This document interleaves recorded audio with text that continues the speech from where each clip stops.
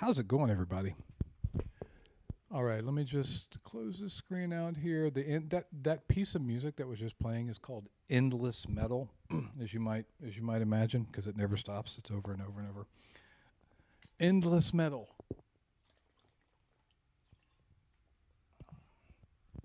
We're not going to do anything quite that exciting today, I don't think. That's a good piece that has double bass in it. But what we're going to do today is just a couple of. This is going to be a short one, probably 20 minutes or something. But just a couple of double bass practice ideas, concepts, and one of the things I do is I teach, and so I'm always looking for ways to shorten the amount of time you need to practice and get the most result.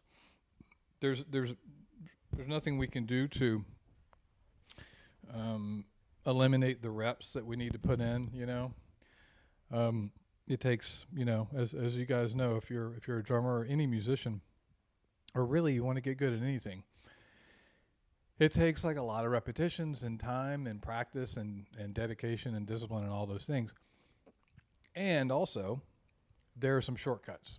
Some things you can do, like you can spin your wheels a lot, and you can and that can sort of take you down a path of where you're sort of maybe not spending your time as efficiently as possible. So some of these things I'm doing today, you may have done, you may not have done before, but the idea is that by working on these things specifically, you will be able to get better faster. One of the big things with double bass is accuracy, and today we're not really going to talk a lot about speed so much. This isn't about like trying to reach 280 beats a minute or something. Everything today is going to be very relaxed, but that's a great place to start when you're practicing, or if you're new to the double bass, because you want to start by, of course, warming up, and you want to start in a relaxed state and things like that. Real quick, before I jump on that, let me just mention some things about sound as related to double bass. So this is I have two studios. This is the B studio and the A studio. If you see any of my other videos, and if you haven't, go check them out. But you'll see anything that's been in the past, say, few years, not the live streams, but anything that's been recorded in the past, say, 3 or 4 years, have been in the A studio. Red drum set, older, same drum set, different studio. But anyway, you will hear on those that the bass drum on that Tamaket, it's a 22 by 18. And it's very punchy. It's designed I have it tuned and muted and mic'd and everything in a very specific way to get a very specific sound. By starting with kind of a muted, punchy sound, I can have as much sort of precision and attack as I want. And then if I want to add ambience or add more oomph or boom to it, that's pretty easy to do.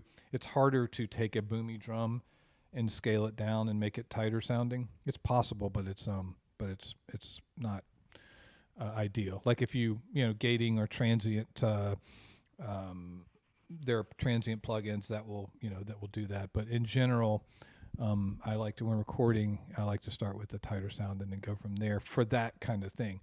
And that's what you'll hear. Now this set, that set, it's very controlled. And I can go from starting in a controlled place, I can then add like big giant sounds if I want to, in terms of like reverbs or, gated reverbs, or if I want to add in a sample behind the bass drum or whatever. This kit that I'm on today, and the reason I'm talking about this is twofold. One, so you know what you're hearing, but two, so on your own kit, when you're practicing double bass, I just want to, like, if you're working on, I mean, even on the relaxed speeds we're going to be looking at today, which, just warming up and just concepts of how to work on things at even at slower speeds. In general, if you're playing like a 16th note pattern or something with a double bass, you probably want to think about having a tighter, punchier sound. And one quick way to do that, of course, is just have something in the bass drum that's really muting the bass drum a lot. So, Evans and Remo both make pillows that go in. There's a lot of companies that make things that go in there inside the bass drum. So, like so I have, and then also heavier heads, like having really thick heads. With Evans again has a great sort of punchy EMAD head that's really good for that. So I just say that because that can, if you're not an experienced player, and this is probably a whole other subject, but if you're not an experienced player and you haven't done a lot of recording, you may not realize that if your bass drums are like boom, boom, boom, boom, boom, boom, boom, boom, boom, that is not necessarily the best kind of sound for tighter, faster playing. And this is why over the past, I've noticed, I'm sure a lot of you drummers have noticed also, if you listen to like Bonham, who was influenced by jazz, and then, through that era, all the drummers did that era. And then where we are today, a lot of drummers today are they have very, very tight, muted sounds. And as far as I can tell, the reason that we have a lot of those drummers that have the tight, muted sounds is because they are looking for very good note articulation when they're playing very, very fast. So if they're playing something super fast around the kit, you can hear every note. That's one idea.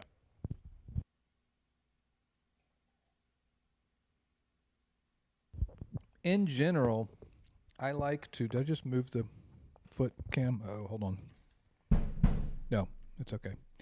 In general, I like to have something in between, and then you can go from there. So this idea of not super, super muted, but not super, super boomy. So I bring that up for two reasons, just to say, if you're trying to get sound, make sure your bass drum sounds like that. Even if you're not recording yourself, like get some pillows and blankets in there so that you've got that dead sound. And then, and actually it's the same thing for even if you're doing like trying to do things with the right foot that are fast and articulate for something like R&B or gospel chops or something, you kind of need a tight sound. But I also would encourage you to explore explore the range of like tones for the drums, because drums sound really cool when they ring also, but you just have to learn how to control them. And this kit, this is not tuned for this is a jazz kit basically. So it's an 18-inch bass drum. I have some pretty ringy heads on, ringy tuning, very little muting. Here's what it sounds like.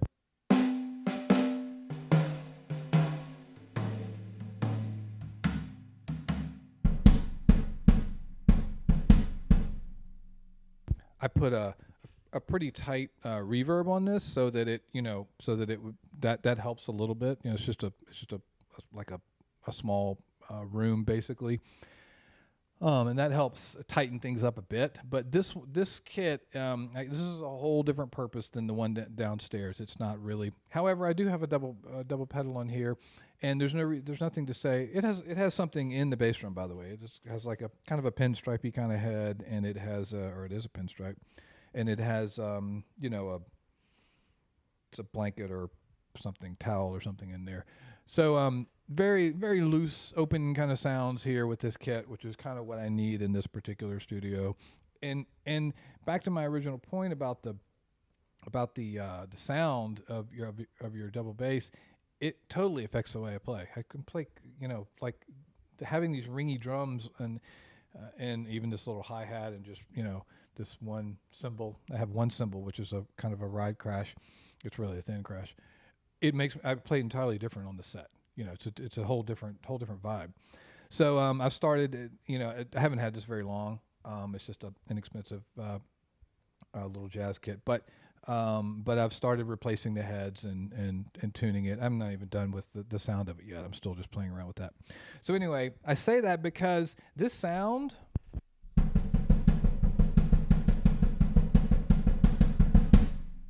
it sounds great, but it's not really, it's not ideal for what the subject matter that we're talking about today. So it's fine.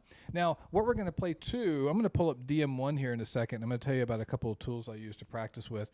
And like the DM1 is simulating, I'm pointing to my screen and I'll tell you what this is. It's simulating a TR-606. And that sound, the TR-606 bass drum, that's actually a pretty good, it's actually a pretty good like double bass kind of, I'd say almost metally kind of, because, when you use, a lot of times I think drummers, when they're using samples for, say, for metal, for attack, which I do occasionally. I'm not really a metal drummer. I mean, I have played a lot of metal, but it's not really what I do all the time. But when you're if you're layering a trigger on top of your sound for attack, or if you're using entirely, just if you're using triggers to get your sound, a lot of times they would be using something like this, as when you'll hear it when I hit it. So DM1, if you're not familiar with it, and this is one of the fundamental things that I want to show you today, and I'll do another longer live stream later where I play with other. I'll show you how to. I'm going to try to do more live streams, and that's why I'm making this one short instead of having a bunch of them where I'm doing it for hours and hours at a time. I'm going to try to have some shorter ones. Probably should have done an hour today, but I've run out of time. So, but I'll show you some apps I play with to practice. Some will be double bass related, some won't. But this one in particular, I like because it's cheap and easy. You can put it on your phone. You can put it on your iPad. You can put this is on a Mac over here. And it's kind of ready to rock. It has I'm not going to show you the screen today, but it has a grid interface where button interface where you basically just can drag your mouse across the bass drums as an example and draw in all. It just basically will play all 16 of the bass drum notes, and then I've got a snare on 2 and 4, and you can adjust the tempo. And again, I like the TR-606 because I can hear it I can hear the attack of it very clearly when I'm practicing. So here's one of the big takeaways that I want you to take from today. And since I'm running out of time, I'm just going to probably focus on the sound is number one. So make sure your sound is happening in terms of tighter sound if that's what you're going for. If you're playing Zeppelin, you want gun gun, gun, So, but if you're trying to get a tight double bass sound, and you need to start with making sure that your bass drum's not boom, boom, boom. And then the other thing is figure out a way, and I could do a whole other video or stream about this. Figure out a way to make sure that you can really hear what you're playing to. And today, what I'm going to be encouraging you to do is play with a drum machine of some sort. Play with something. I'm calling this a drum machine app. Play with a computer, not just a metronome. Metronomes are good too. You can crank up, like I use tempo all the time. You can crank up tempo on 16th notes and use I like the analog sound, and you can tuk tuk tuk tuk tuk tuk tuk tuk tuk tuk and play your bass drums with that. And that's actually really good.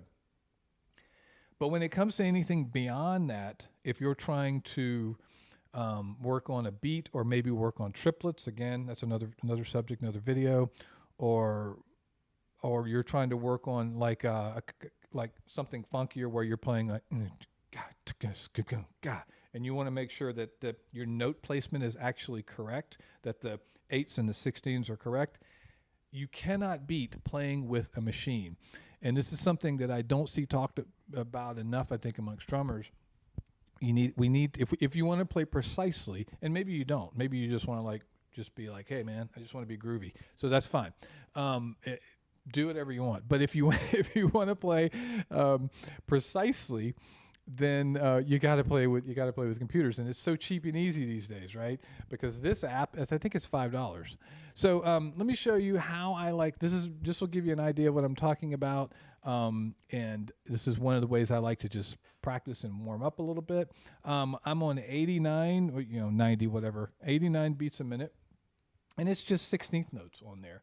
But what I'm going to try to do as I'm playing is I'm going to try to, as I'm warming up here, I'm going to try to, A, sync my feet best I can. B, you can check out what I am doing and what I'm not doing with my feet, and I'll try to talk about that for a second. And C, then I'm going to move my hands around just a little bit to shift my balance, which is a big one, and to help develop independence. So sometimes I'll play unison and sometimes I won't. When you're not playing unison, it's a lot harder. If your hands aren't doing anything, it's a lot harder, right? You guys probably know that if you've tried it. Okay, let's check this out.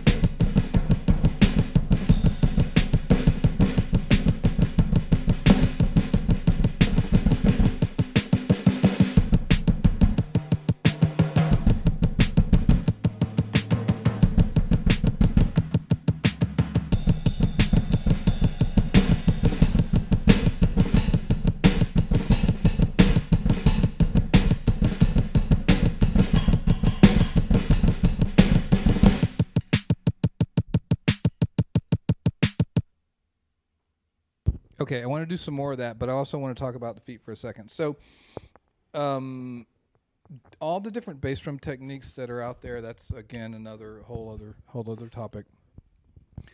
But what I find myself doing in these kinds of, at this speed, is I'm going to throw this out there. What I call heel rest. I call this position heel rest. I wasn't doing it a ton yet, but I'll show it to you. But what heel rest is, so we have heel up. We have, of course, heel down. Not warmed up enough for that. And we have what I call heel rest, which looks like this.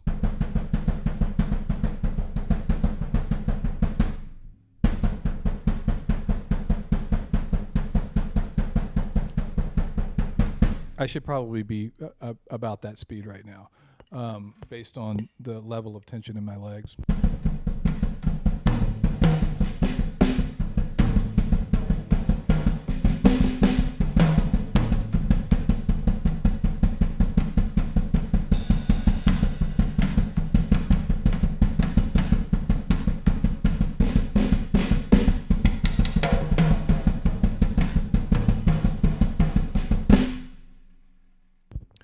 One idea, and I'm kind of just running through this because of a lack of time, and I'm feeling a little bit rushed and a little bit tense because I started working on this stream a couple of hours ago and had some technical issues. But so one idea when you're warming up is, if you feel, and this is also something this is also a trick to increase speed. If you start to feel tension in your legs, eventually you will at some speed, just like when we're doing the single stroke roll with our hands or whatever, slow back down, back off, figure out a way to shift your thinking, shift your focus, and shift your thinking so that you're relaxed. So we can take a deep breath.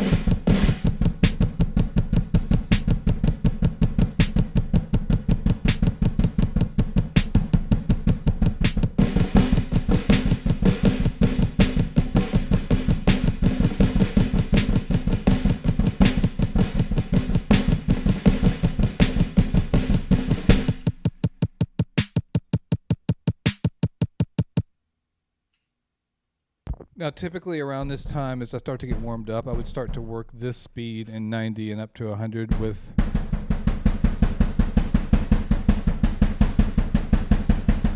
Right, so in the left foot. I don't know if I can do the left foot right now.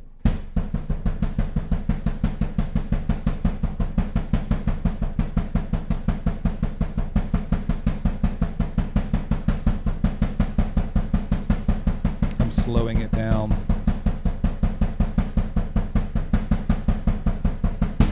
So that's a whole other video, whole other concept. But typically that's what I would do. I would start switching back and forth between.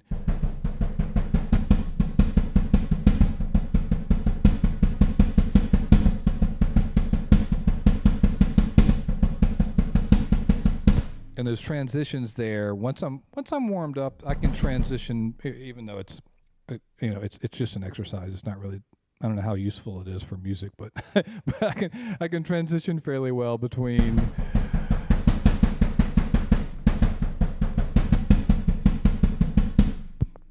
Once I'm warmed up, and that's a good, it's just a good control exercise, is what that really is. It's a control exercise.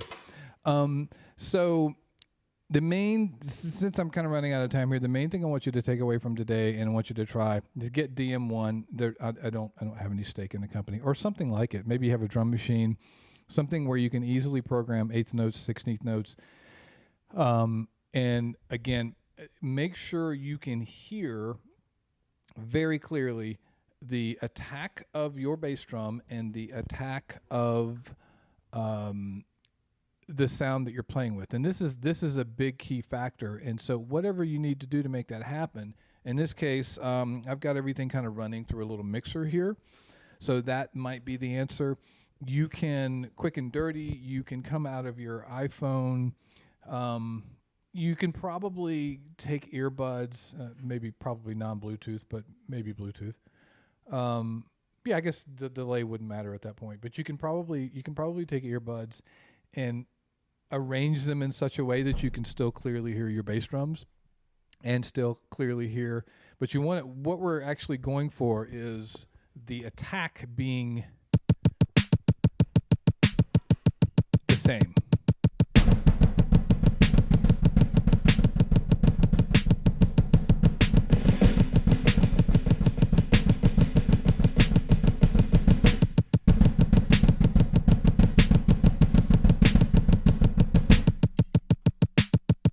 You want to be able to clearly hear if any notes are flamming, etc. And so make sure you can really hear the attack of your bass drums, and make sure you can really hear the attack of the sound you're playing to. And this is a great way to do it. A little mixer like this, which is maybe even just a mic on the bass drum, and then go to headphones. You can plug your phone into that along with that microphone right there. But you can do it with just earbuds and your phone as well.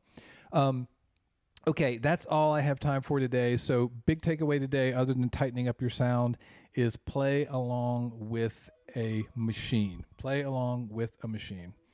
And I have not been doing it. I haven't been practicing that as much lately, and I can tell in my playing.